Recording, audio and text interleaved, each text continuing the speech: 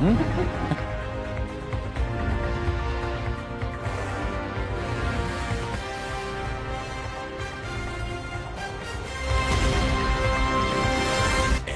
Frontline. For more than 3 decades, the fog of war has hovered over the DRCongo, making it one of the most volatile places on earth.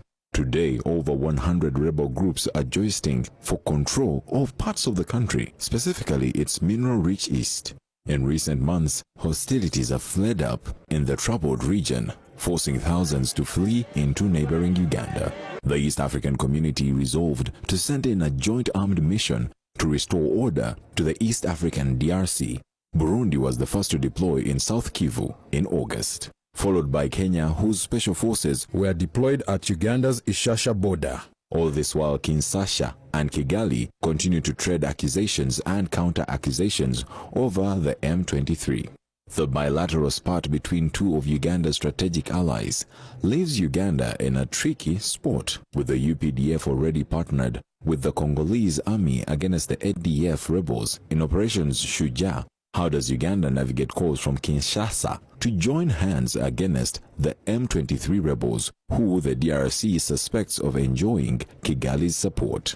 While Kigali supports efforts to neutralize the M23, seen as a buffer against the ever-present threat of the FDLR rebels entrenched deep in the Congo. Will the East African Standby Force have the united support of all members in real terms, or will it prove a toothless dog caught between competing national and regional interests, expressed as a clash between official over-the-table mandates and clandestine instructions delivered off the books? This is The Frontline.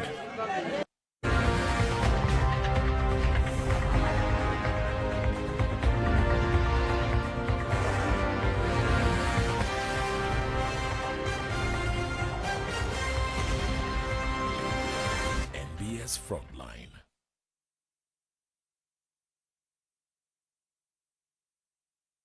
A very good evening and welcome to this edition of the NBS Frontline. My name is Charles Mpangi. We're discussing the crisis in the Democratic Republic of Congo. Some people have called it the sick man of Africa. Another simmering crisis.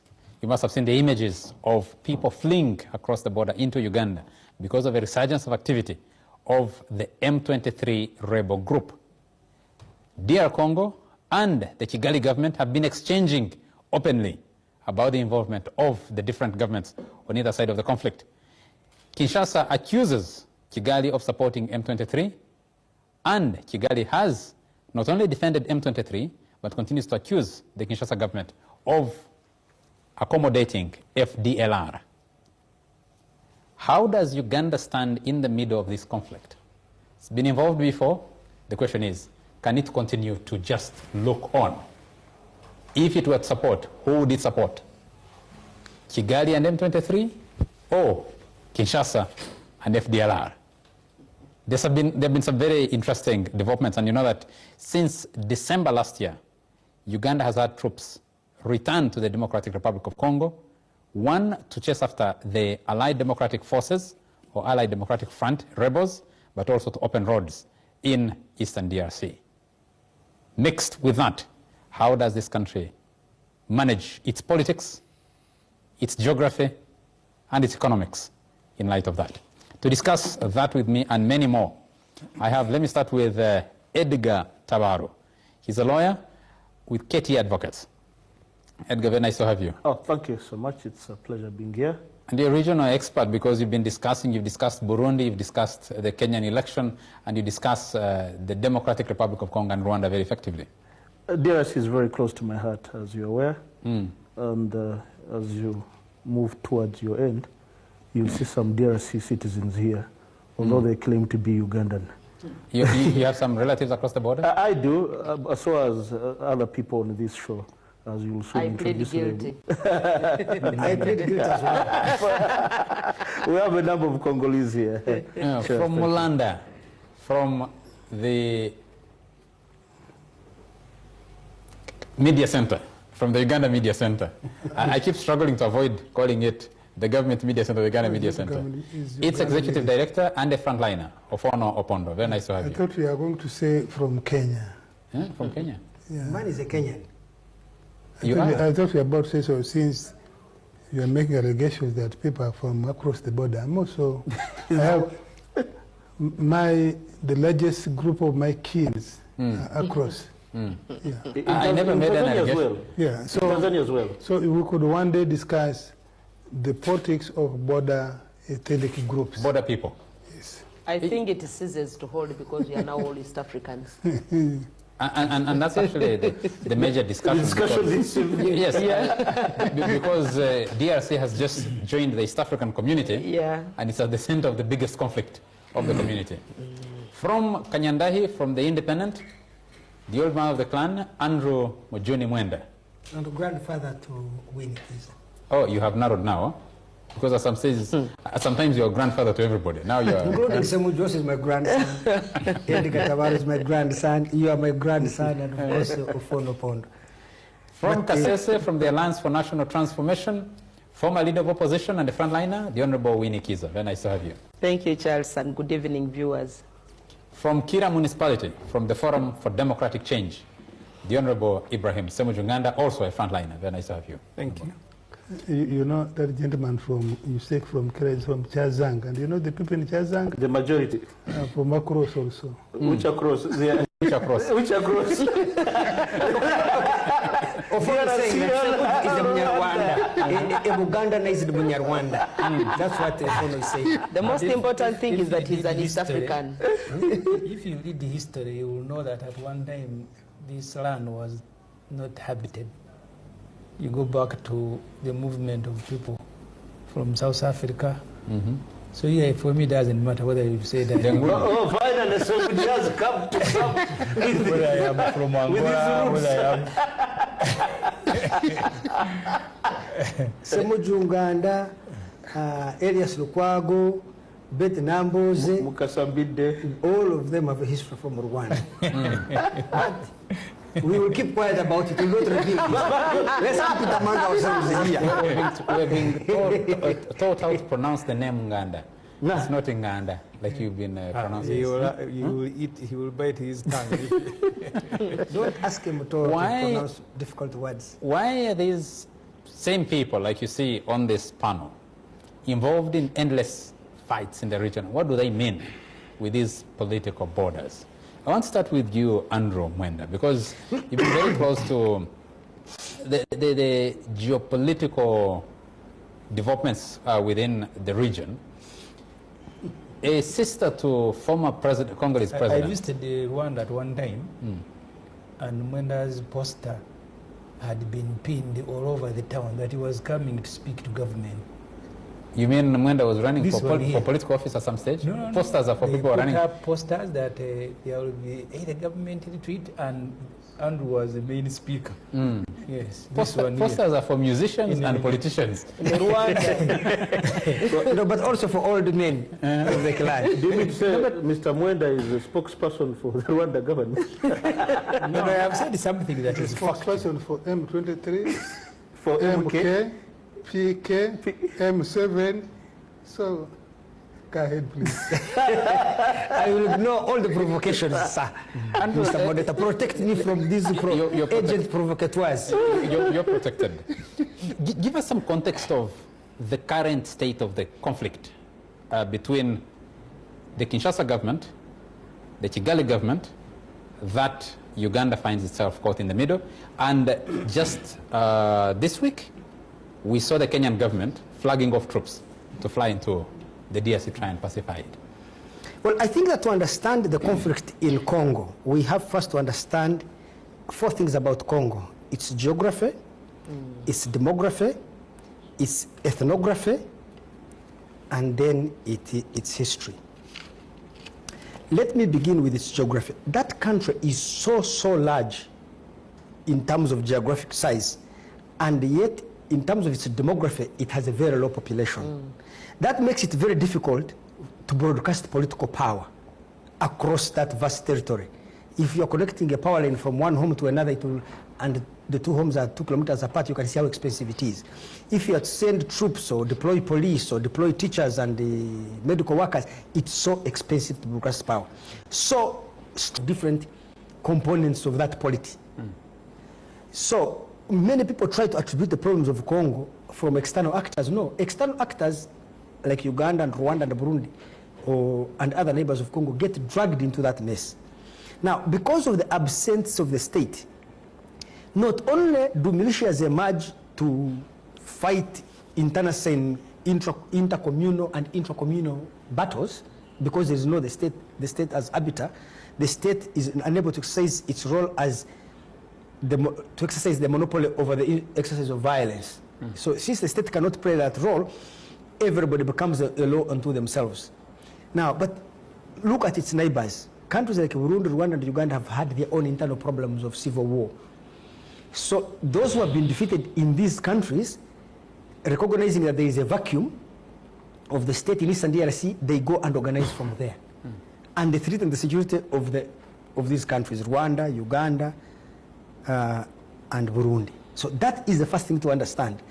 That neighbors, the absence of the state... There's another larger component that you might want to also put into context, which is the Angolan government, Luanda, because a large section of ethnic, a very large ethnic grouping of Congolese, I mean, people from across the border, cross-border community, is in Angola, and Angola has also been mired in a lot of conflict. Yes, so Angola also has problems. Whoever shares the border with Congo will end up getting problems if they have also had their own. Zambia and Tanzania avoid that because they have not suffered the civil wars that the Angola, Uganda, Central African Republic have suffered, including by the Congo Brazzaville. They have so many problems with the neighbors of Congo have problems with this country.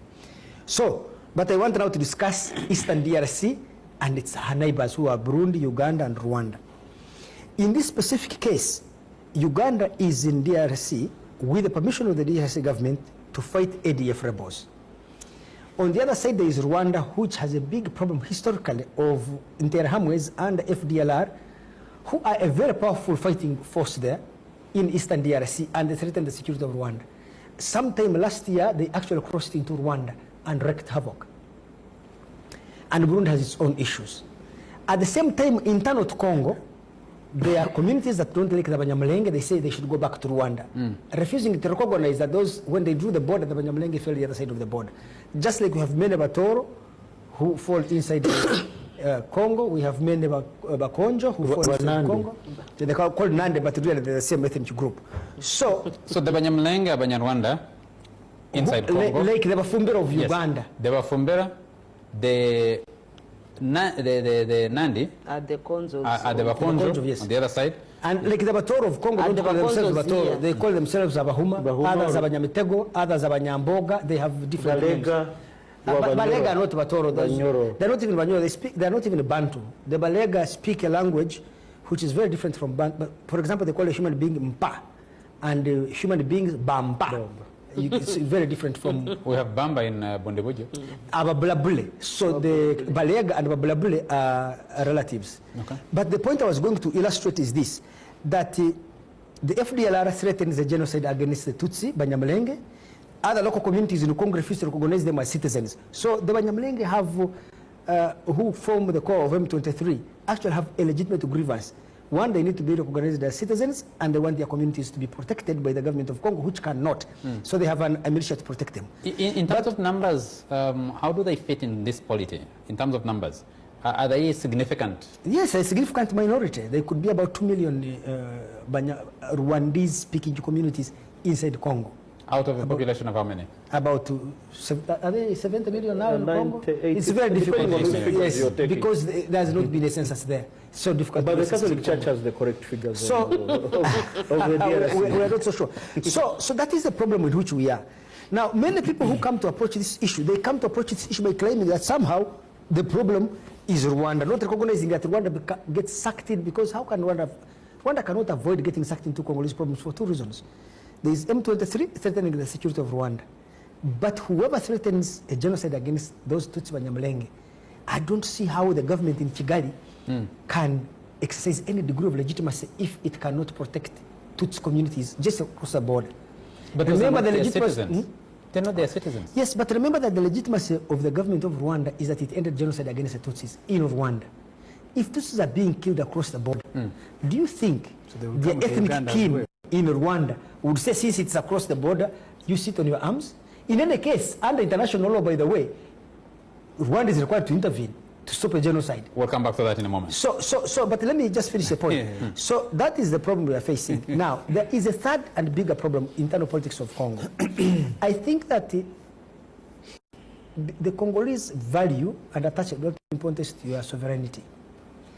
When you are seen as the president of Congo to be, you see, to ensure security in Eastern Congo, you may need Rwandan troops there. But if you allow Rwandan troops, you lose legitimacy in Congo. They accuse you of being Kagame's puppet. So any president of Congo, like Tshisekedi, when he came to power, he allowed Rwanda to have troops inside Congo so that they can jointly fight FDLR. M23 seems to be a big problem. But as Tshisekedi is moving towards an election which is next year, and he needs to bolster his own political position in Kinshasa, he has to show that he's not a puppet of Kagame. He's his own person. And then he begins attacking Rwanda. And the only way he can succeed in that is by allying with FDLR. When he allies with FDLR, he gets problems with M23, he gets hostility from the government of Rwanda. So the kind of collaboration that is needed to ensure stability in Eastern DRC, which is that the Congolese government and state should collaborate with Burundi, Uganda, and Rwanda in joint operations to eliminate these subversive forces, is not politically sellable. We want to in discuss, Kinshasa. yes, we want to discuss this more from the perspective of Uganda than from the perspective of Rwanda. And I want to come to Honorable Ssemujju, Nganda, then I'll come to you in a moment. You sit in Parliament, there's all this debate that's been going on, but a member of Parliament in Kinshasa, Jeanette, Jeanette, the twin sister. Yeah, the twin sister to the former president. Kabange. Yes. Joseph Kabange. Said. Jeanette Kabila. Yes. She said. Rather, she's an alumnus of Makerere University. Okay. She said, Congo shares a border, a common border, with 9 different countries. We only have a problem with one of them. And challenged her government to do something about it. What does that mean? How can Uganda avoid getting sucked into this conflict? The Parliament of Congo made a resolution some months back stopping Operation Shuja, which Mwenda at one time was also commanding.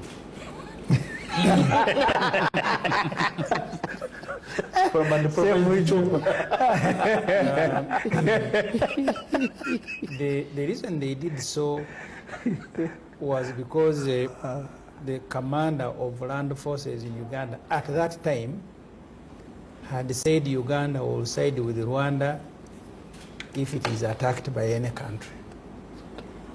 You've seen the images in Rwanda of people demonstrating, in Congo, against Rwanda and against Uganda. In fact, the same parliament, after the expulsion of the Rwandan ambassador, they had wanted even the one of Uganda expelled. We have, in last year's budget, paid the Congo, I think, 224 billion shilling as part of the compensation for the resources that Uganda stole from Congo, and we lost the case. As part of the settlement for that International Court of Justice ruling that asked Uganda to pay 10... It's not a settlement. Yeah, of course. It is an obligation. It is an obligation. Yes, it's a settlement of that obligation because the court made a ruling, isn't it? So we are paying. This year we had disagreed with the government that as we have problems here, no, we cannot continue paying. At least we have made part payment. We have also passed money in Parliament to do a road. Of course, people are very emotional that why do you do roads in Congo? From understanding, one time I had a conversation with Ofwono when he had gone to China, and he told me about the satellite cities that China had built all along its borders to benefit from trade with neighboring countries. From the point that Ofwono made to me at that time, I hope he still remembers, I thought it was legitimate, and I have visited the border with Congo at Tsoro. Is it Bunagana? At Bunagana? Yes. And here you can see trade. There are many trucks carrying Ugandan items to Congo. Whilst it was emotional that a road is being done in Congo,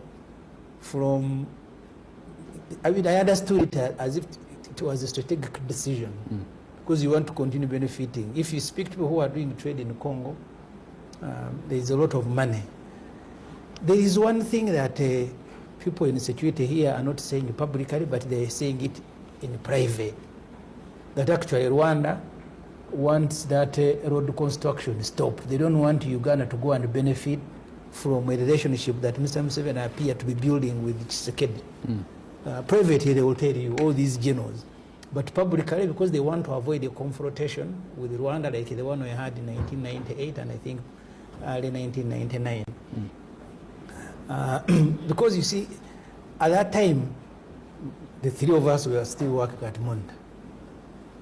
You remember the whole starting of Kabila and the Banyamulenge joining Kabila and Uganda and Rwanda joining, and then they jointly go to remove the government. After the removal of the government, they are also removing the one they had installed. And in the process, they are also fighting. They turn on each other. Mwenda has given an academic explanation. Those things need to be deeply reflected on. That you go to Congo, you remove a government, you install one. The one you have installed, shortly you want it removed, and then you are fighting each other. There is also the element of stealing resources of DRC. And I don't want to be an apologist of the size of Congo. I don't think the problem of Congo is the size. It's just the greedy African leaders. Look at the Mobutu Sese Seko, like Museveni. He spent 2 decades, more than 2 decades, just caring about himself. Yeah. And that's why he left no institutions to hold the state together. So that virtue is what everybody, including Congo, even before you blame the Rwanda and Uganda, you have more than 90 rebel groups in Congo. 90 is an underestimate. 133. The reason they are all there, it is because you had a president who was caring about himself and his family and did not build a state. And as soon as he was removed, you are in chaos. So for me, I think where Uganda is now, you can give Museveni a bit of credit. At least he has avoided another confrontation with Rwanda, which was so far, imminent. this far. So far. I don't know whether our continued presence in Congo, maybe we'll have to continue running away from the interests. Because ask yourself, Mwenda is saying, as soon as Uganda goes to fight ADF, M23 becomes a major problem, not the reason that Mwenda is giving. And when you ask the security... It became a problem when we rolled the earth movers, 4th of December, 2021, when we rolled the earth movers. So when you ask security here, in public they pretend. In private they tell you that the reason M23 has regrouped and is fighting and capturing territory, it is because Rwanda does not want Uganda to enjoy a new relationship with the DRC. That is what they tell you in private. But they are fearing a confrontation. But that is a misrepresentation. Hold it a moment. We'll come back to you. We'll be joined at some stage by Brigadier General Felix Kulaije, who's the defense spokesperson, to also discuss this issue. But and the former resident of that area, he worked in DRC. Yes. Edgar, there's a whole huge question about M23. And I would like to debunk the myth that Mr. Mwenda is presenting. We kept the M23 came to negotiate in Uganda, lived here. Yes, they came to negotiate with the Kinshasa government for some time. Yes, the talks were being the talks were being held in Munyonyo. They started at State House. Yes, in the meeting where you remember Mwenda, the foreign minister. You remember him getting physical with M23 in the presence of Uganda's head of state, and for about 40 minutes they were exchanging. This whole M23, one of the major questions, the camps in Bunagana are closer to the Ugandan border than they are to the Rwandan border. How do they fit into this current conversation? Let me give you the history to it, and I want to debunk the myth Mr. Mwenda is presenting to our viewers. Now, the character of the M23 that is emerging is markedly different from the ethnic configuration of the CNDP of Laura Mwenda and General Bosco Ntaganda, aka Terminator.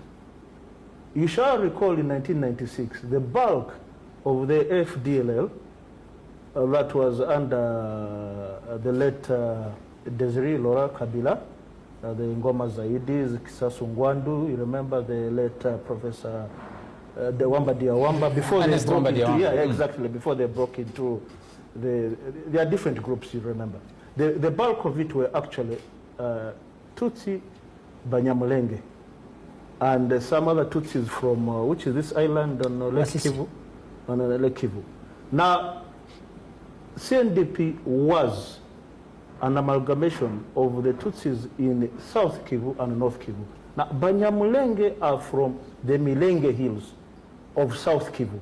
They are closer to Burundi. In fact, they were originally known as Banyarwanda, but because they occupy the Milenge Hills, the father of Muvunyi, my namesake, Gisaro, Alexis, the Minister for Infrastructure, is the one, his father is the one who named them Milenge. And if you go to many other Kinyarwanda speaking groups, even in Tanzania, they don't identify themselves as Banyarwanda. They identify themselves according to the major geographical landmark feature. Like the ones from Bufumbira, it's the Bufumbira ranges of the Virunga mountains. When you go to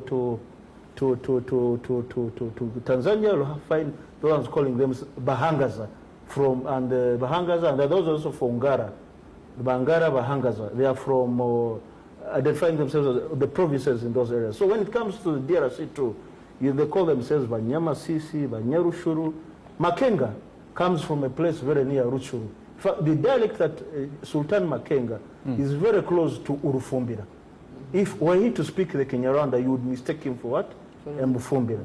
Now, the M23... Wouldn't you say the same of the entire stretch across the Ugandan border? Because if you crossed through Ntoroko, for example, and went into Bunia... Yes, Bunia. Yes, they'll be speaking a language which is Rutoro. Banana, yes, Rutoro, Bahema, true. Yes. So now... well. They call them Hema. Bahema. I know why he's insisting on Bahuma. They call themselves Bahuma. It's the Congolese who call them Hema. I know why he's insisting on Bahuma. He has been corrupted by the person he speaks for. It is a configuration you have to understand. So, but the jokes aside, Mr. Mpangi, yes, it's true, the Tutsi community in the DRC do face a threat, an existential threat. But so do other ethnic communities in that part of the DRC. The Banande too. The first, Bafulero, the Bahema we are talking about. So it's, I think it's disingenuous for a person to reduce the conflict in the DRC to a threat of genocide against the Tutsis there. The Hutus in the DRC also face a threat of genocide. Now, he's talked about the history. There are Rwandaphones in the DRC who are native to that area. Like we have the ones in Uganda from Bufumbira, Kamwezi sub-county in Kabale, and the ones who are mainly in Rubare county, Rubare and Ruhama in Ntungamo, who are natives. Then we have Banyarwanda who went to work, who went as immigrant workers when they opened up the mines and the plantations, coffee and the rubber plantations in the DRC, mainly owned by the Greek and the Belgians. Now, the complexity that was brought about as a result of these immigrations is that these immigrant communities that came from Rwanda, some went as far as Lubumbashi to work in the mines. In fact, some of those political families in Kinshasa may not want to identify themselves as Banyarwanda, but believe me, they are, even at the level of former head of state in the DRC. So there's also another configuration. There are refugees who came in 1959. There were skirmishes in Rwanda in 1963 also. There were those refugees. That crisis from 1959 all the way up to about 1963, 64? 63, 64, exactly. Then the later day refugees of 1994. That changed significantly the politics of that. So the 1994 group is the one that has the FDLR? Mainly EXFA. Mainly EXFA and FDLR. Now, EXFA and FDLR are not necessarily the same, and they're not necessarily in Interahamwe. But, you know, for people like Mwenda, they find it very convenient to put it that way, to make a case for themselves, so as to have access to the resources in the DRC. And to have resources? We said he's a spokesperson for certain people. So, to understand the configuration of that conflict as far as ethnicity is concerned, when you talk of ethnicity and indigenousness to the DRC, it entitles you to ownership of land, like we have in Uganda, Milo. Now, in the DRC, if you have access to land, it means everything, because it's largely a primordial society. The mining is done by the international mafia with their regional backers. So when they introduced titles for land holding in that area, the immigrants from Rwanda, because of the economic opportunities that they accessed from the mines and the plantations, were able to acquire land titles for their own, because they had the means. The resources. And when you are talking of acquiring land ownership, we're not talking of these small lands like ours in Kijura and Mwenda and Kanyanda. We are talking of hundreds of squares of miles. You find a person owning 100 square miles of land, an immigrant. So this and teeming with a lot of resources. Exactly, from and this caused a lot of mineral discontent from the so-called natives like the Banande, Bafrele, and the chiefs. And that's the reason why you find a lot of resentment against what they call generally the Rwanda funds, more than that is pronounced in the other ethnic I wanted to come in because you also have, when you've been in parliament, the community you come from has a lot of relatives across the border, and they're a lot of times in the middle of this conflict. The question I want to put to you, Uganda has been involved in this conflict and can't avoid it, but for how long can it hold on? Charles, how long can it avoid? Charles, and possibly adding on to what Ssemujju said, Uganda can avoid, and at some point can't avoid. The fact that we are now into the East African community together with Congo, and that we share a border with them, Uganda had a budget, a trade surplus budget of trade surplus of $241 million from Congo, while the informal trade counted for $177 million from Congo. So to that, Uganda really wants a stable Congo. And it will do all it takes to ensure that Congo remains stable. However, there is an extent to which Uganda can't continue moving into the issues of Congo. They can't handle the issue of leadership, for example. Yes, they tried to go into the leadership issues, like you have already had, put a leader, but again participated in removing again the leader they put and ended up fighting with Rwanda.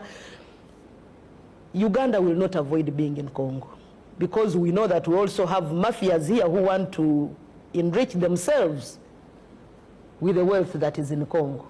Some of them will want the conflict to continue, the disorganization to continue, so that their presence is needed in Congo. Yes, they will be in Congo to kind of appear to be pacifying Congo, but at the same time,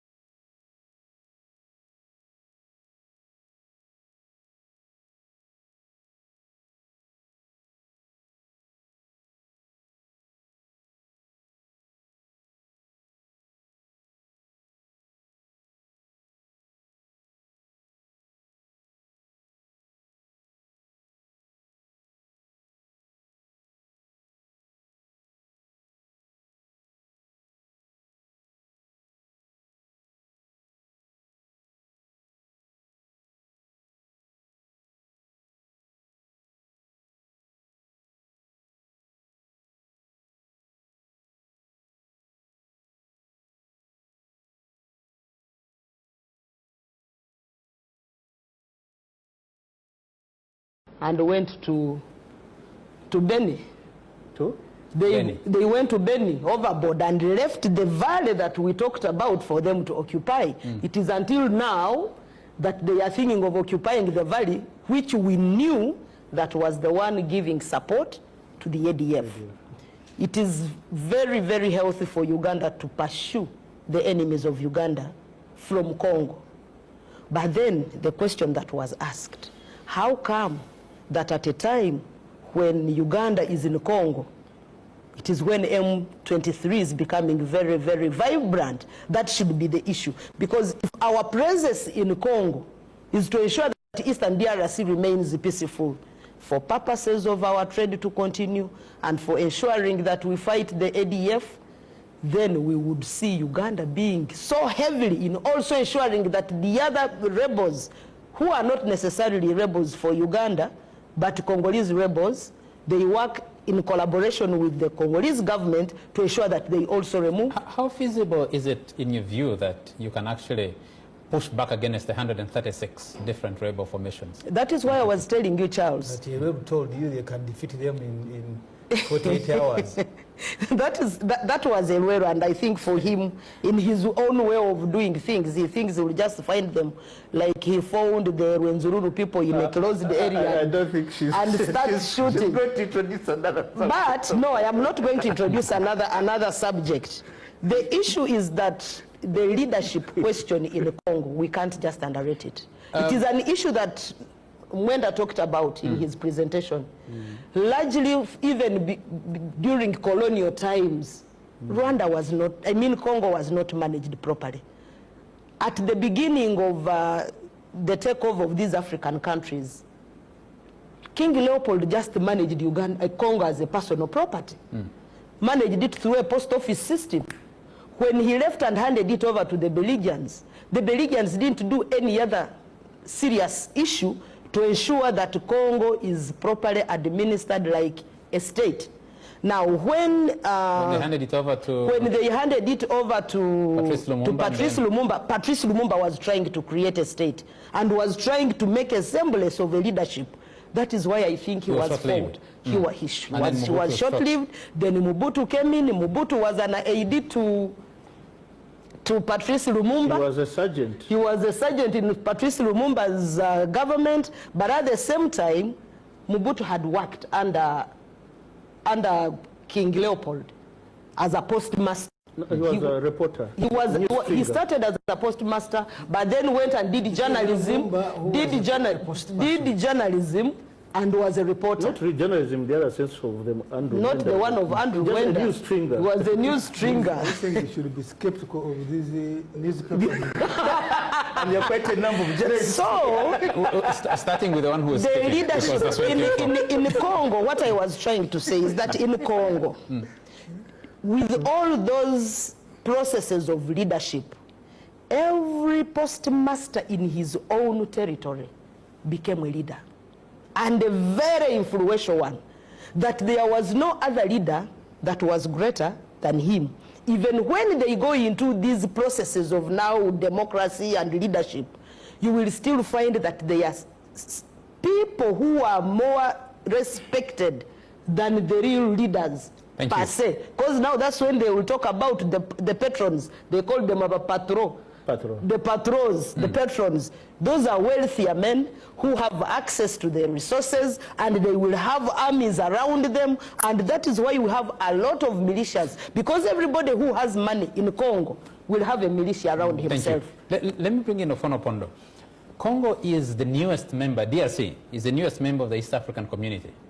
As soon as it walked into the East African community, conflict emerged with other members of the East African community. How can these live together? So, yeah, thank you. Before I go there, so I think General Birungi of CMI, General Oluka of ISO, now you know you shouldn't be distinguishing journalists from intelligence operatives.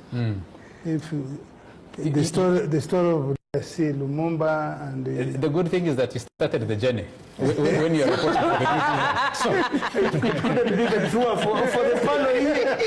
Yeah, but I also want to disabuse my young colleague, my grandfather's thesis about Congo being large, multi-ethnic, and therefore leading to being ungovernable. Rwanda and Burundi are very small countries. They are uni-ethnic. They speak one language. How come they had failed to be governed? I think it goes back, in my view, to three things. Lack of ideological clarity, lack of organization, and particularly lack of effective state organization, state institution that can respond to public demands of the population, but also counter external dynamics. Somalia, one language, one religion. How come?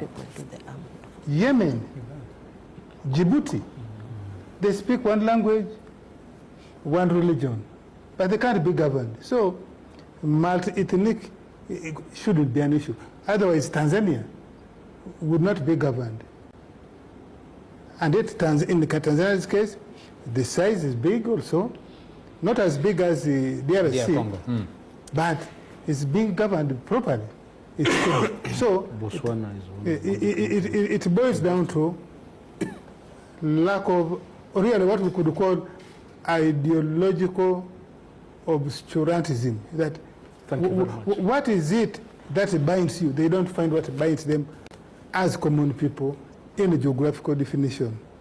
And then, of course, the failure to have an effective state compounds all that. Because what is the effect of the resources of that country and its colonial history? I will come to that later.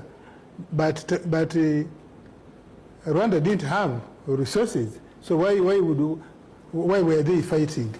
They didn't have as much resources, natural or otherwise, as Congo. But how come they were fighting over banana plantations? They're fighting over tobacco plantations, not much. So really at the core of it is ideological obscurantism and failure to build a competent organizational infrastructure. You can call it the state, you can call it a church, you can call it whatever you want, but failure to have that. The other one... But I thought those are consequences. No. Those can be causes and consequences. Ideological disorientation can be a cause. So. Now, there are things I don't want to let pass. You have dragged in Uganda. Uganda, which is in Congo? Yes. Because where did all this begin? You remember 1990 to 1994. Uganda is the one that stood with the Rwanda at that time, with RPF. Against rebels, not with Rwanda. I said RPF, against all odds. And yes, we fought because I think our own commanders, who have since admitted, our own commanders of UPDF made mistakes, organizational, administrative mistakes that led to unprincipled conflicts among our commanders and the ones in Rwanda. They failed to deal with what was the principal issue that took them to Congo in the first place. But we have since gone past that.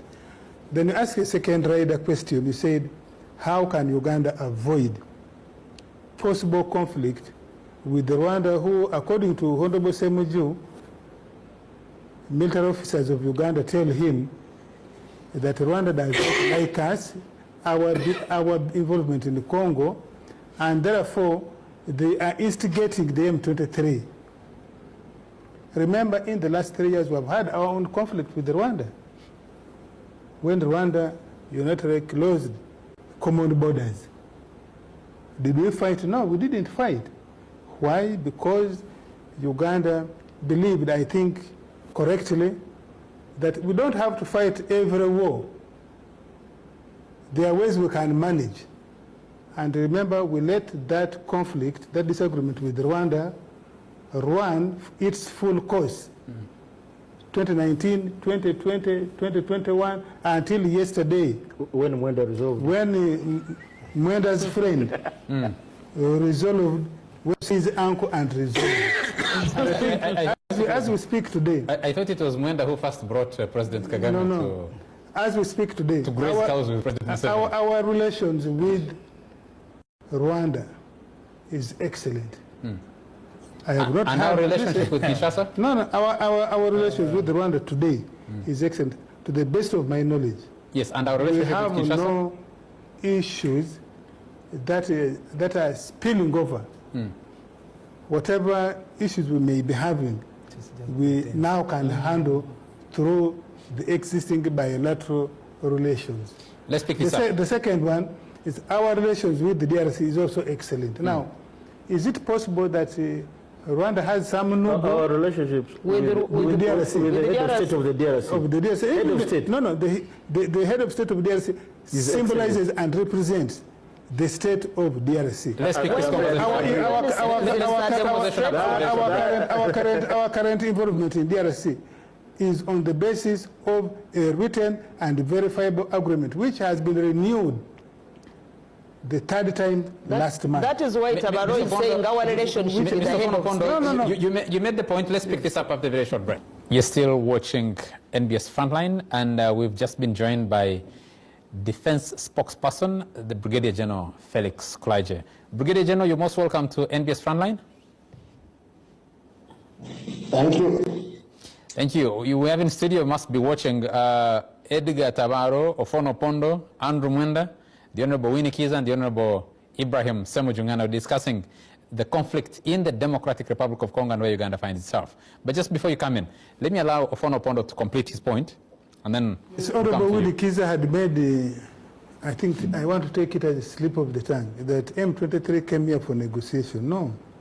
It wasn't me. It was Tabaro. It was Tabaro. In 2009, I think, M23 was flashed out, came under pressure. They were kicked out. They were kicked out. And so they spilled over, they ran into Uganda. And they came for refuge. And in line with the international protocol, Uganda received them, disarmed them, the combatants, and some of their family members, and we cantoned them at Bihanga, in Neband. Bihanga, we have a military training wing there. And we cantoned them in Bihanga, and we had back and forth discussions with the UN system. Eventually, negotiations began. So they did not come here for negotiation. That negotiation culminated into signing an agreement between tripartite, actually, DRC, M23 leadership, and the government of Uganda, under which M23 leadership was divided. There was the Roninga and the Makenga. Yes, the one who agreed. There's one that went to agreed. That's the one, Roninga, Yes. Bishop Roninga. Yeah, the ones who Roninga agreed were repatriated back, and under those terms, they were supposed to be integrated, those who wanted to be integrated back into the Congolese army, Congolese government system, or rehabilitated and resettled. To the best of our knowledge, that's what the process. Maybe the Congolese government did not fulfill all the terms of, but that's where we ended as the government of Uganda. The M23, the Bertrand Bisimwa and the others who were here, complained that the Kinshasa government had taken in their people, failed to integrate them, but tried to squeeze them from within. And you see, we were using our own experience in Uganda, where we did not negotiate through UN system, but bilateral with different fighting groups. Well, you know the case of Atekere Jalo, the case of Mose Chweru, the case of Ali Bamuze, the case of General Moses Salia, and many others, Agrawara and so on. Many of them were integrated. So we use that. We use that experience, and we believe that the Congolese government was going to meet its part of the bargain. Unfortunately, it appears now with hindsight, some things were not done, and consequently, is feeding into the current round of M23. Thank you. Where you may be accusing Rwanda and so on. So, but I think at the bottom of it, really the government of DRC. And let me just conclude for now with the questions you asked. The reason the President Museveni has been so proactive in bringing neighboring countries into the regional East African community is that maybe if we come under one umbrella, many of them will be prevailed over to move along the EAC standard of doing things, that we don't go into fighting. And it is still our hope. As we speak today, that's why we have 3 strands handling DRC. We have the EAC, we have the International Conference on the Great Lakes region, and a third one. There's MONUSCO. There's the MONUSCO. We still believe that 1 or 2 of those strands will deliver stability and peace and settlement. Thank you. Let me bring in Brigadier General Felix Kraije. Brigadier General, the first question to you is, what is the status of Operation Shujaa with the resurgence of M23 in Eastern Democratic Republic of Congo? Operation Shujaa has been Panelists. Charles have been having a roller coaster. I left Kampala heading east, spent last night in the north, now I'm in Hoima, where you have no signal for NBS. That's one thing I need to report to you. But to answer your question, Operation Shujaa is going on very well. Brigadier General, we're not picking you well. We're not picking you well. Let's ask our technical people to work on your sound. And then we can come back to you quickly because the sound is not clear. If you're watching your TV, you might want...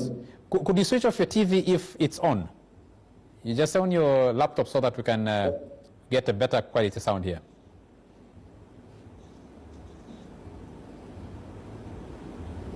I'm actually using my phone.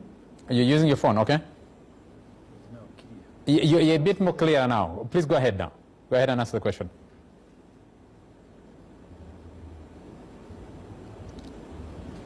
Go ahead, Brigadier General. Do you hear me now?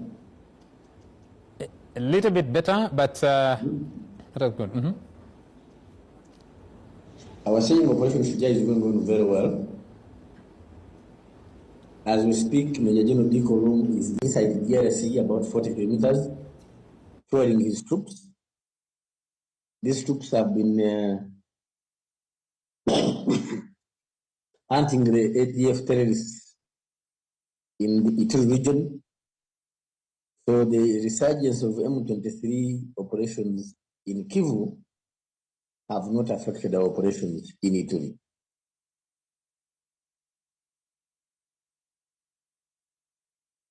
Go ahead. So you said that, yes? You might want to repeat. I might want to do what? It's difficult for us to hear you from studio here. Let's sort out the sound and come back to you in a moment. Let's bring the conversation back here. There's the question of ethnicity. There's the question of the politics. There's the question of the resources. The reason Uganda has a deal to pay, and Parliament has been appropriating resources for that purpose, is because Uganda lost a case before the International Court of Justice for looting the Democratic Republic of Congo. Rwanda survived, and yet they were together in the Congo at the same time.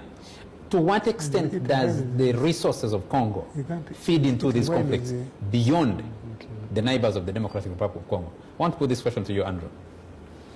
Well, first of all, I think that the loot of Congolese resources by its neighbors is one of the most misleading pieces of analysis of the problem of Congo. Let me give you an example. I think in 2019, Uganda exported $1.9 billion worth of gold. Gold, re-exported. Okay, no, just exported. Please give me a chance to speak. Much obliged. Yes. We have a refinery in Entebbe which the Americans have now embargoed. But I would imagine that 80 or 70% of that gold came from Congo. Uganda did not have a single soldier in DRC. So to exploit the resources of Congo, you don't need to have an expensive operation of soldiers, tanks, and guns there. I am sure that in 1996, 97, 98, Uganda and Rwanda may have thought that is possible. But over the last 25 years, they have learned that you don't need to occupy Congo for you to be a recipient of her resources. If you go to workshops in Kampala here, most of the timber we have in all carpentry workshops comes either from South Sudan or from Congo. Without Uganda having soldiers there, the same applies to Rwanda. If you take your soldiers to Congo and mount a military occupation, the following things happen. You see, I don't know whether you guys have been to Eastern DRC. A person will fly a plane and land at Goma Airport. At Goma Airport, let me put it this way, in Congo, minerals are mined by local artisans, ordinary peasants with the ordinary tools. Yeah, the Mwenda like yes, they mine. Once they have gotten the gold or diamonds, they go and sell it in markets to middlemen. These middlemen, when they accumulate a certain volume, they have purchasers who come from Lebanon, wherever. They land a plane, they pay dollars, and the other guy goes with the minerals. The guy has invested nothing except chartering a plane, which costs you about $15,000 per hour. So it's very small. You go in as Uganda or Rwanda, you put there the army. If you have the army there, it must be accepted. So you must finance schools, you must finance roads. I don't know, they have seen that you guys building roads. The costs are so high, the sunk costs, you can't make money by exploiting. You must create a provincial leader. Administration, because you have to win hearts and minds. And if you establish a monopoly and say nobody else should sell diamonds, the local elites, who are the middlemen, will raise that up in arms, and then you'll have a rebellion at your hands. So to avoid all those things, this Uganda and Rwanda cannot go to Congo to make money out of minerals. In fact, thank you. Hold a second, they can make money. Please give me a chance. No, I wanted to bring back Felix because yes, he's going to come back. He's there. We are not running away from this TV. So Uganda and Rwanda cannot go there. What the international community does, there is assumption because white people went there as colonialists, killed millions and millions of Congolese for them to be able to extract that wealth and become wealthy, created monopolies. They think that that can be replicated today. Have those interests abated? Would you say? I think that those interests are still there, but they are the retail So how interests. do they play out? Because this is what I was telling you. They come with a plane, land, and run away with their diamonds. Because you see, you need to understand the business of minerals. If you want to mine minerals on an industrial scale, you have to be given a mineral concession, which means over certain hundreds of square miles, you must have a monopoly of that area and establish that nobody can move with the minerals from there. So once you have done that, you need, hold a second, you need to sink in billions of dollars for you to run a proper mine. The problem is that Congo is not stable enough for you as an investor to sink in billions of dollars and wait for 10 years of return. So there is no investment in Congolese minerals. That is why the mining is done by artisans. It's been argued that what you need to start a new rebel group in the Democratic Republic of Congo is $2,000 and a sat phone. That was the belief in early 2000s. That is true in the sense that because remember that if you have these artisans who are mining the diamonds and you have these middlemen who sell it to the international dealers, the question is, how do you ensure their security? I create a militia, maybe with $10,000, whatever it is. I provide protection to the artisans who are mining so that no one comes to rob them. The state is absent, so I must provide the protection. I must also provide protection for the plane that will land at Goma or any other airport. It can land at Beni Airport or at Kisangani. Those are the big ones. You're landing in Mongwalo and other places. Wherever it is, but you need security there. So it's important to have a militia that will ensure the protection of both the artisanal mining, the dealers, and then the international buyers. Thank you. Let me go back to Brigadier General Felix Fraige. I think we hope that you'll be clearer now. Can you hear us? Good. That's much better. Now, I asked you a question about the fate of Operation Shujaa with all the recent developments, especially with the resurgence of M23. I said Operation Shujaa is going on very well. The new commander, Major General Biko, is inside Congo, about 40 kilometers from our border, inspecting the troops. In fact, the civil society organization in Benin did issue a statement saying Uganda must not leave because Operation Shujaa has allowed their wananchi to go back to the farms. They are now harvesting their cocoa and coffee, which was being harvested by the ADF. The children are back in school. They come now to our medical research centers and get treatment. So the Congolese are very happy with Operation Shujaa, and the M23 attacks in North Kivu have not affected us at all. Is in one part of Congo where the UPDF are very happy with the UPDF. Congo is in North Kivu, areas of Bunagana, areas of Rushuru and others are not in a state of crisis. How does Uganda look at that crisis, which is also on its border? Because we've been having lots of refugees pouring into Uganda, especially in Kisoro district. Of course, Uganda looks at this as an unfortunate crisis that could be avoided. As the OO mentioned, the 1951 Non-Refoulement law does not allow us to send away refugees when they come. But there are definitely a strain on the local resources. There is a threat of, looming threat of disease outbreaks because the facilities cannot accommodate the numbers. But for us, not about lamenting on what has happened now, rather concentrate on the solution that should help the DRC end this recurrent problem.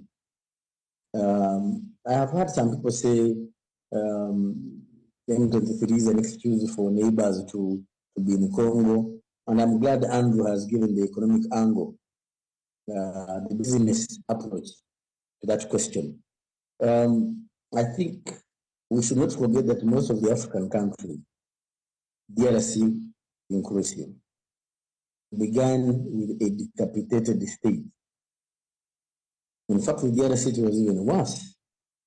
By independence, which by the way were given only 5 months to prepare for, they had only 3 graduates in that whole country. And that's why Patrice Lumumba had to call Mobutu a sergeant that was on an NSO's course in Belgium to come and command the national army. A sergeant is supposed to manage only 30 people. Now, when you give him a national army with a state that does not have even tentacles beyond Kinshasa, then you have already a war that was flaring up in Shaba. I think we lost General Kulaije. We'll try and reconnect with him in a moment.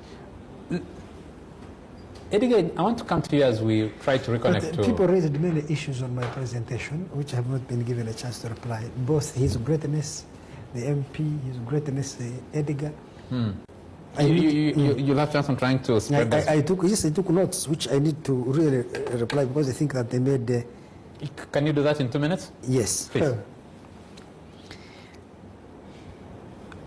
Let me respond to what Edgar was saying. You see, I don't see actually any disagreement between me and Edgar. I just focused on Rwanda because it's a major player. There are many ethnic groups, as I said, in DRC, which have intra-ethnic conflict, and then there is inter-ethnic conflict in Congo. The conflict concerning Tutsi in Rwanda gains greater significance than others, in large part because of 2 things. One, there is a force called FDLR, which threatens the security of Rwanda and always allies with the government in Kinshasa whenever there is a problem with Congo. And unless you solve the problem with FDLR, it will be difficult to calm the nerves of Rwanda. That is one. But 2, I don't see how any government in Rwanda, one that is RPF-led, and given its history, its origins, and its ideology and its outlook, can sit across the border and seize a genocide against Tutsis and its face. It cannot survive. So it has a license to interfere in another country? Well, I'm simply saying, first of all, under international law, I should tell you, if there is a genocide, the international community is supposed to intervene. They call the international right to protect, something like that. We are required under the UN Charter, wherever there is a genocide, the international community is supposed to intervene. So first of all, Rwanda has that right. But the second thing, who's been orchestrating the genocide against but the second, Rwandese in DR-Congo? In DRC, yes. Both FDLR and other local communities there, they threaten genocide against Tutsis. As Edgar told you, yes, there are threats of genocide against different other communities. Yes. But the one with the Tutsi of Congo, whether they are from Rushuru, whether they are from Masisi, whether they are from Mulenge Hills, one thing is obvious, that the leadership in Rwanda, which suffered the genocide, a Tutsi genocide that happened in Rwanda, you cannot have another Tutsi genocide across the border and they sit back. You can talk of international law, you can talk of sovereignty. In this case, international law really is on the side of Rwanda intervening, but what I'm saying is that such realities, you cannot wish them away. So just one last question to you. What is the end game for the M23? I think that if you want to... No, they are not interested in taking over government. I think that to solve the problems of DRC requires that the East African region, together with countries that are concerned, like the Angolas and others, they need to come together and help the government in Kinshasa in establishing a stable political order in the East. Thank you. Just a moment, To achieve that goal of establishing a political order in the East requires the cooperation of those neighbors who are negatively affected by the disorder in DRC. So if you say that Rwanda cannot be a partner, you don't want Rwandan troops there, you do not want Rwanda to participate in Eastern DRC, you'll not be resolving the problem. I will remind you that in 2013, actually, Tanzania and South Africa did deploy armies in Eastern DRC, apparently to destroy subversive elements. That was after the Ngurudota agreement? Yes, they attacked M23, defeated it or scattered it, whatever they did, but they left FDLR intact. And in fact, they started working with it to some elements of the Tanzanian army and the Congolese army to mine and sell diamonds and gold. So I personally think that Rwanda is an important partner in ensuring a stable political order in Congo. Uganda is an important partner. Burundi is. Angola is. He who has, he who wears a shoe knows, who is wearing it rather knows where the shoe pinches. I think that it's better to get people who have a vested interest in the stability of Congo to be there. Rwanda, by the way, its own internal growth requires a stable Congo as a market for its products. Uganda, as Winnie has said, requires a stable Congo. If you can build a road to Beni and finish it, and we build from Beni to Butembo and Beni to Bunia and Beni to Kisangani, we can transform the manufacturing sector in Uganda. So Uganda has a vested interest in peace and stability in Eastern DRC, as Rwanda is. I hear you. How does Uganda's vested interest not risk it getting sucked deeper into this conflict? And I need to put some context to this. You said it. Uganda, Rwanda, and I think Honorable Winnie talked about it, walked into the DRC, one, secure Uganda's security interests, got sucked in and ended up fighting. At one time, you had all the 9 neighbors of the Democratic Republic of Congo involved in a conflict with it, in one or the other, no, about 6 of them. Rwanda, Uganda, and Burundi on one side, Angola, Namibia, Zimbabwe, and Chad on the other side. I think the simplistic way of looking at this is to look at Congo in isolation, that you can sort out the issues of Congo and not the issues of Uganda and Rwanda. The most academic and convenient way is to dismiss all the rebels against Rwanda and Uganda as terrorists. So you want the M23, which Congo describes as a terrorist, properly settled, and then you don't want to find a solution in Rwanda between the Tutsi and the Hutus in Rwanda. If you have ADF in Congo, what is it that led to the emergence of ADF? Can that matter be settled such that Uganda goes to Congo to do roads and trade and not fight rebel groups? Because you see, the Tutsis in Rwanda suffered the genocide, but there are other people in terms of ethnic composition higher than the Tutsis who were removed from power. That matter, I think, convenient, everybody doesn't want to speak about. When will it ever be resolved? And then we go to the point that Mwenda makes, that the interest of Rwanda in Congo is the interest of doing trade and not interest of fighting rebel groups there. So as you seek to resolve the conflict in Congo between Congolese, whether Rwandese or not, you must also seek to solve problems between Rwanda and Uganda. Because all these countries, yes, Congo is very better that neighbors are supporting rebel groups to destabilize Congo. But they are also, I mean, Uganda goes there because it is also pursuing a rebel group. Until that matter has been resolved, you can continue pretending. But let me Ssemujju, we have 200 rebel groups in Eastern DRC. Yes. Rwanda has one rebel group against it. Uganda has one ADF and FDLR. What explains this other 198 rebel groups? So 100 You something. have explained, Andrew, earlier Can we that you have people who are mining. Let me first answer my question. That you have people who are mining, so their interest is economic. I don't think they are as strong. So why don't you therefore see that the presence of rebels of Uganda and Rwanda in DRC is a symptom of DRC rather than a symptom of Uganda? That it is something. Can we have a phone upon and Edgar come in as well? Yes. These three strands I referred to, EAC, the one in Angola and so on, and Uganda's own bilateral relations with DRC emphasizes political settlement. And our president has been very, very public about it. On this occasion? On this occasion. He has told the Tshisekedi, the armed groups, you must distinguish the ones who have political negative forces, terrorists, and are willing to have political engagement. Can we have political discourse with them and settle?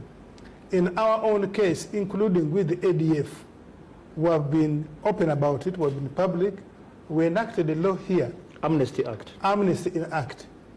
which processes political disagreement. You come out, or somebody brings you and say, I have renounced rebellion either on my own or through persuasion.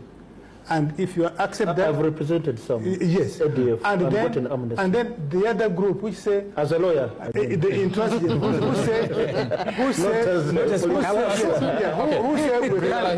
say we can't enter negotiation, we want to fight it out. That is the group that Operation Shuja is looking after. So for us to have two lanes, political settlement and the military settlement. And this is the advice these three strands are giving and facilitating in the DRC. Let me put this question to you. Before you come in, Edgar, let me put this question to you. I am not very familiar with Rwanda, particularly in respect to the former yes, the former XFA, the one that the French Operation Freedom, Operation Topaz, allowed to enter DRC with arms. Because at that time, 1994, Uganda insisted that you can allow these people run to DRC, but let them surrender the arms into international hands, either UN or even at that time, the French. But the French group and Mobutu at that time did not accept that position. They allowed them to enter arms. They allowed them to go in with arms. To you. And I think that's the major concern of the Rwanda government today. That you allow these people, and probably you have continued arming them in one way or another. Let me put this question to... And over the years. Yes. But an amalgamation. Mr. Tabaro, this is a question that has been sent to me by a viewer. The government of Rwanda has always welcomed, there are many leaders of FDLR, you know, who have gone back to Rwanda. There's General Kabije, for instance. They have become senior officials. Let me put a question to you that a viewer... about the Eastern DRC. Just a moment. Let me put a question to you. To do with the genocide. Can I put a question to you that a viewer has sent? And this viewer is Professor Philip Kasaija. He's asking, what is M23? Well, I think the spokesperson of M23 would best answer that. But you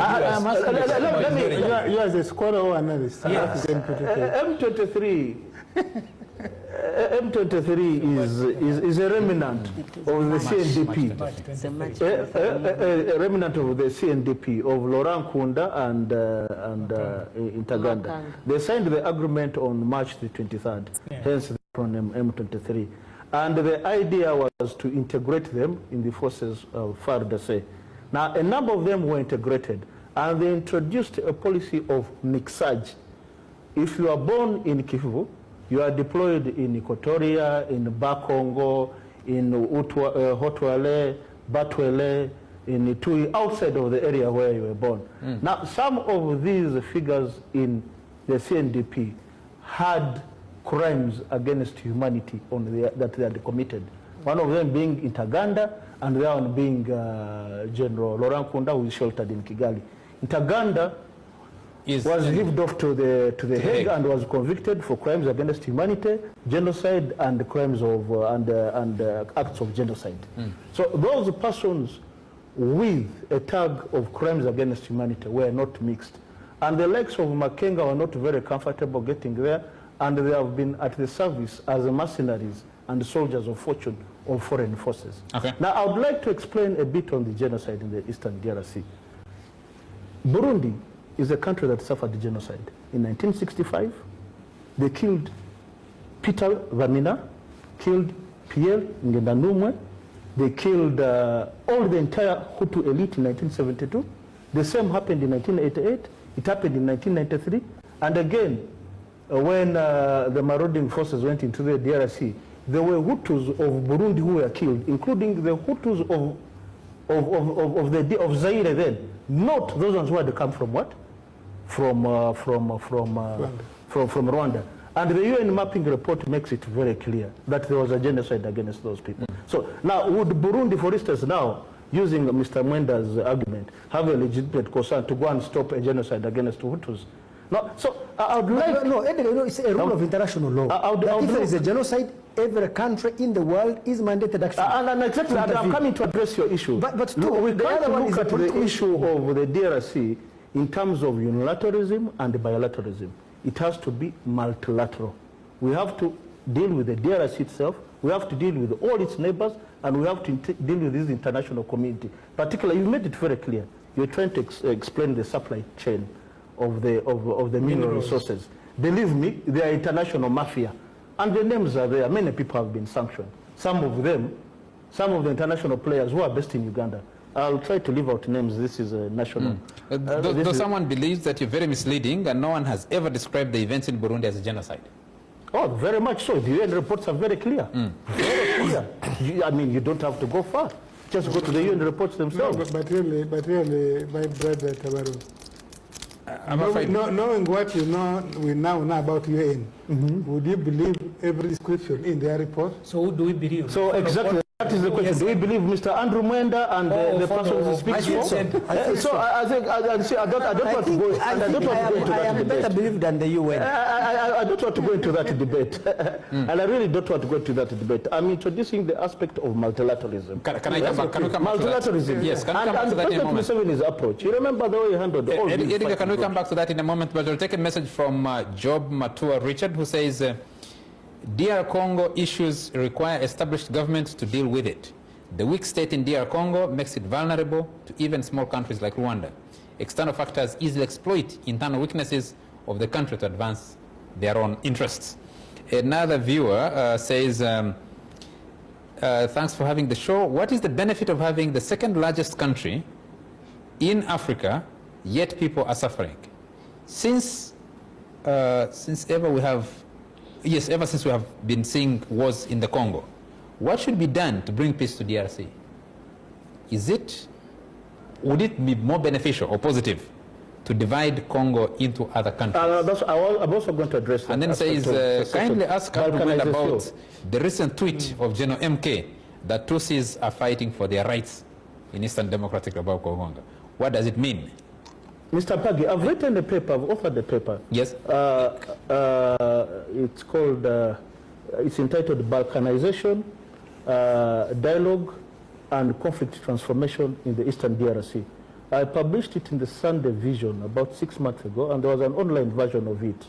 But remember when we had the issues in Tanzania, in Rwanda and Burundi? Yes. We had scholars like Mahmoud yes. At that time, who made a proposition that let's lift all the Tutsis in Burundi, bring them to Rwanda, so that Rwanda remains a country for Tutsis alone, and Burundi becomes and lift the Hutus of Rwanda, take them to Burundi and make really. practical approach. Frank Musimi is watching us, and he says, "Thank you for hosting Mr. Tabaro, whom I'm impressed with his detailed knowledge of ethnic groups in DRC. I have always thought that Banyamulenge are Tutsis. Also, Winnie's talk about Mobutu's history. Postal service is instructive. Thank them."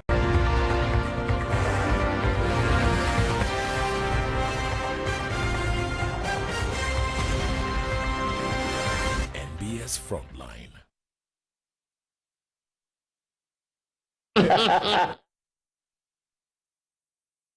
Yes, a front line.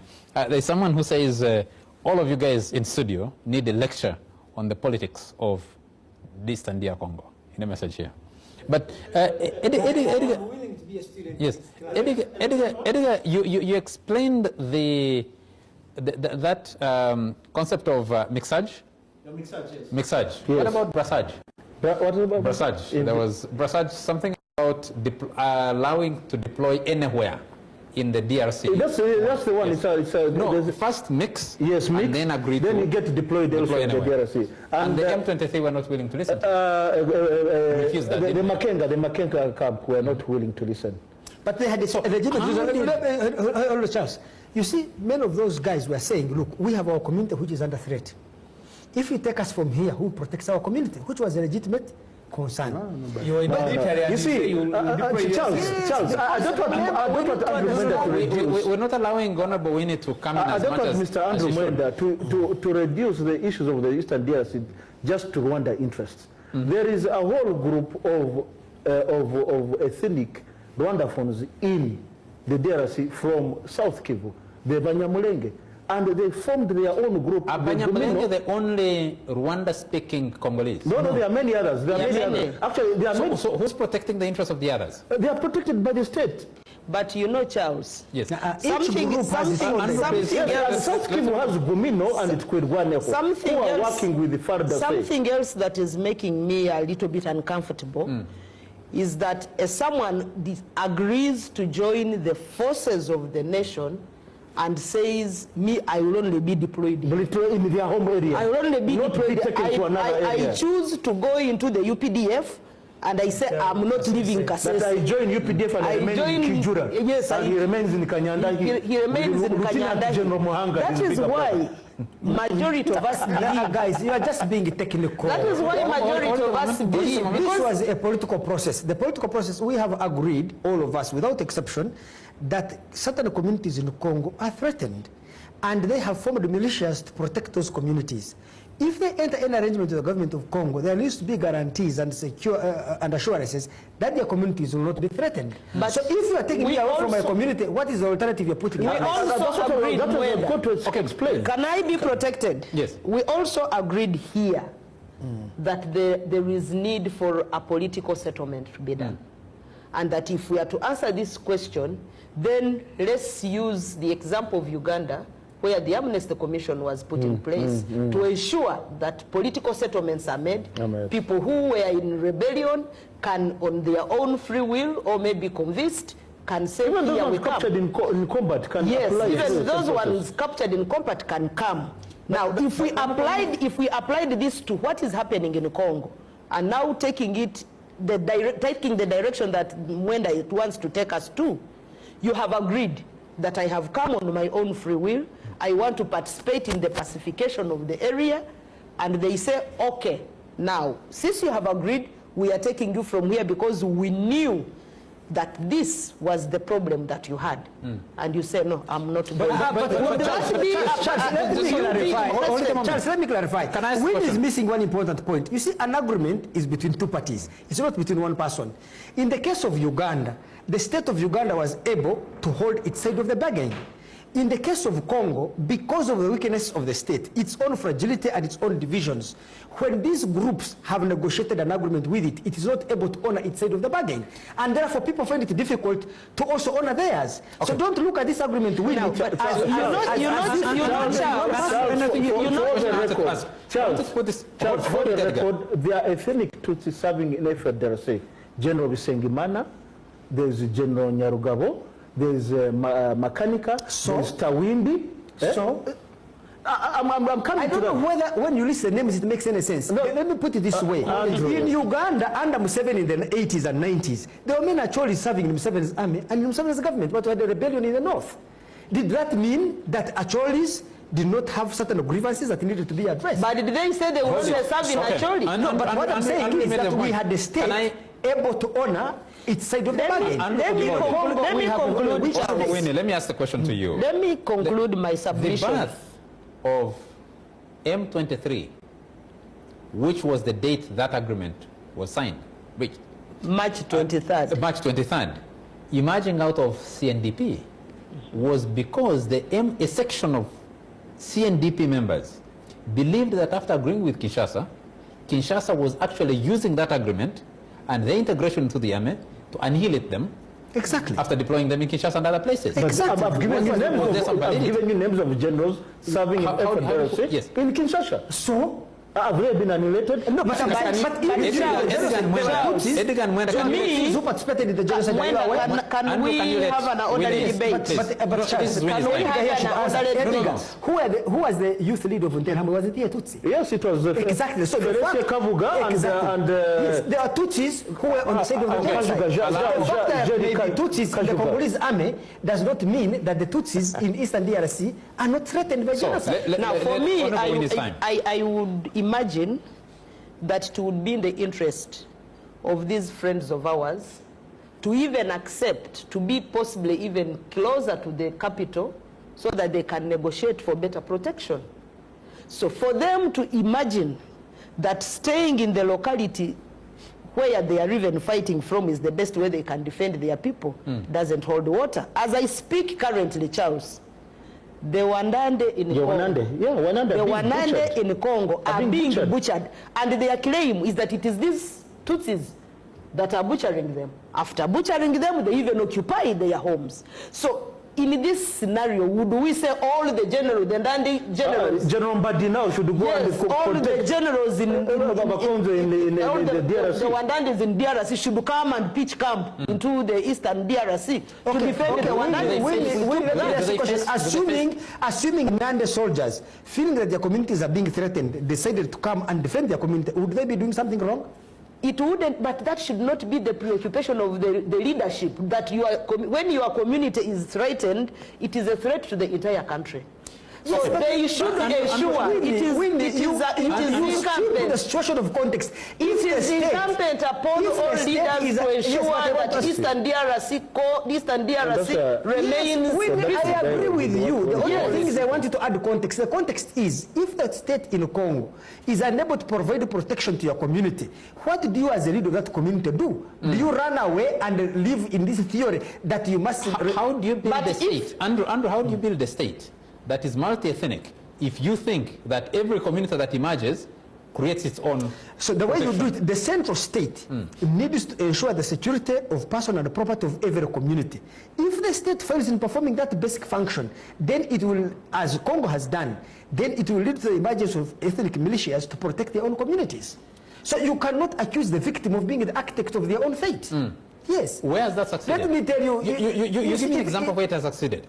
Well, we don't need to have an example because it's not true. The Janjaweed succeeded because they were in 1800 there were no steam engines. Then they were created, they were invented. There were no cars in 700 years ago. You know, so even this one, there may not be an example. I think hold a second, Winnie. Your argument you guys makes me believe disregard that the Tutsis in Congo are thinking of having their own territory. Actually, come. Tutsis, you have made a mistake, Winnie. You Yes. will be surprised that there are more than 200 rebel groups in Eastern DRC. Edgar here has told you.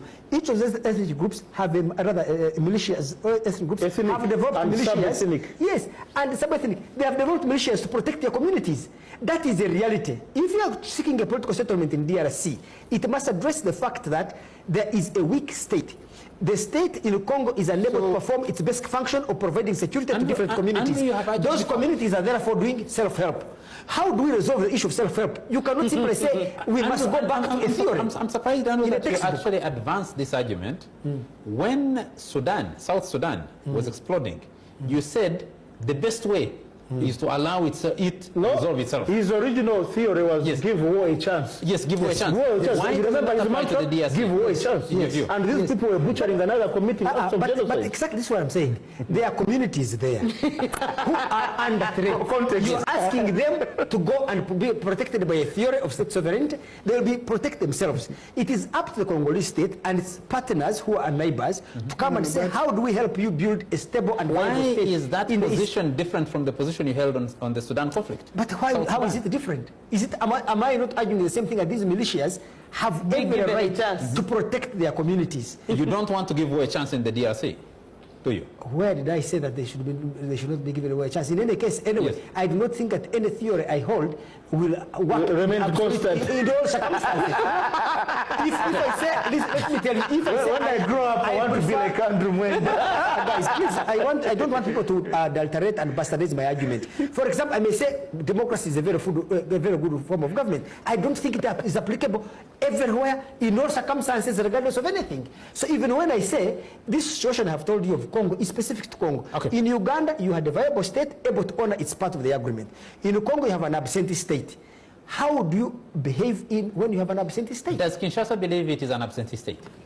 Kinshasa knows that they are absent in the East. Do they? Of course, they know that they are absent. Actually, they've been telling everybody to get out and let them sort out their own issues. There is a difference between when they are politicking and the grandstanding and the reality on the ground.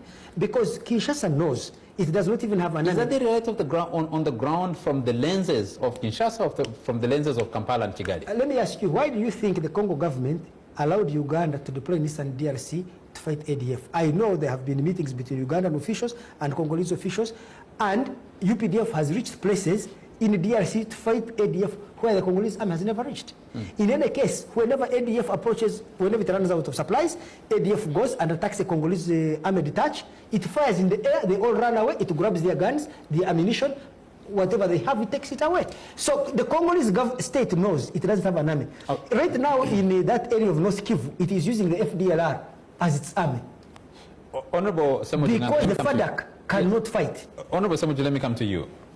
There's been all this talk about deploying an East African force in the DRC.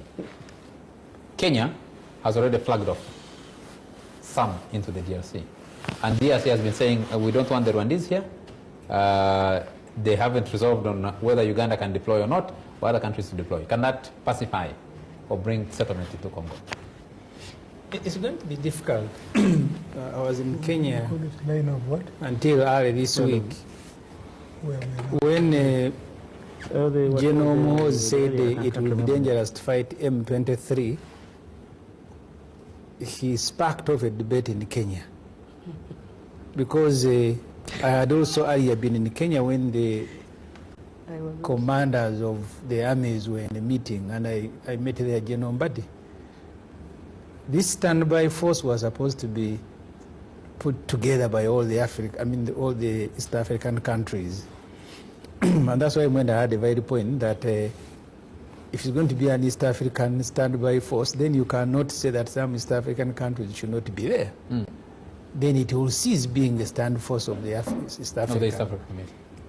The trouble that Uganda has today is that we are also not speaking the same language. You have Mbadi attending a meeting of CDFs in Nairobi to construct a force that will go to, but the leader is here because Mohoz, I think he's more powerful than Mbadi. Says, please don't fight M23, you are going to cause a problem. But the CDF said they will finish M23. Please, Andrew, let Honorable Ssemujju make his point. So I have a feeling that if the Kenyans, I saw the president flagging them off, they haven't arrived, they may not arrive. In my own view, I think he was also communicating that as Kenya, we are ready. But that readiness is going to be conditioned by what is taking place in the Eastern DRC. My own view is that you need, there are a few things that will need to be resolved first. I think you need to speak to Rwanda and convince them that maybe their immediate interests are going to be served by the presence of the East African standby force, or else Rwanda may not be physically present or may disguise its presence, and then you go on thinking that Rwanda is not there when they are there. Because when you speak to security, they will tell you that M23, the same way we went to fight and remove a government in Rwanda. The Sarez were the ones who were involved in Yefuza and everybody. But we are pretending that we are not there.